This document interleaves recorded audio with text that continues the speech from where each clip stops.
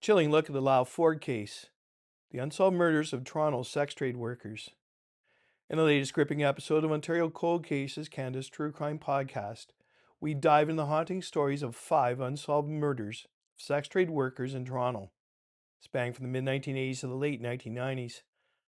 These cases, marked by strangulation and the eerie movement of bodies from where the victims were last seen, raise a chilling question.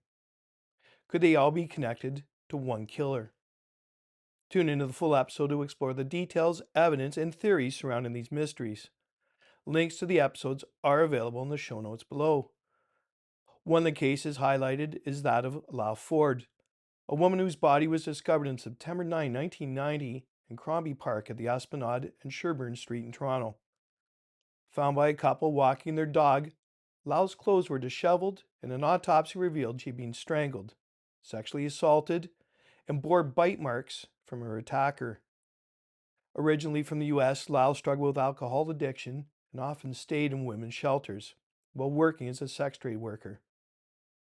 Despite DNA evidence from bite marks and semen, the technology at the time was insufficient to identify the suspect, leaving her case unsolved.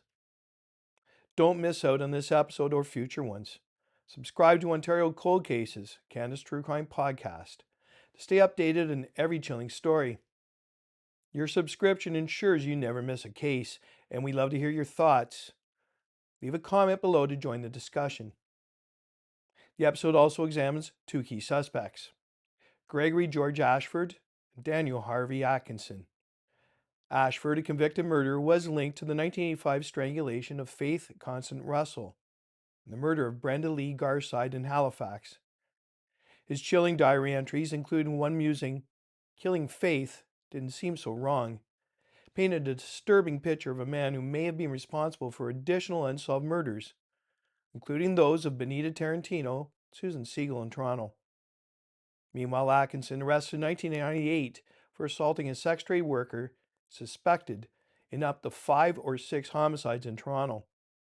His green 1997 Chevrolet pickup truck was flagged on a bad dates list by sex trade worker groups, and his proximity to the crime scenes raises suspicions. Could one of these men be the serial killer responsible for the tragedies? Or does a pattern of weekend killings, as noted by retired FBI serial killer expert John Douglas, point to another predator who targeted vulnerable women in Toronto's underbelly? The podcast explores these questions, delving in the evidence and the haunting possibility that a serial killer operated undetected for decades.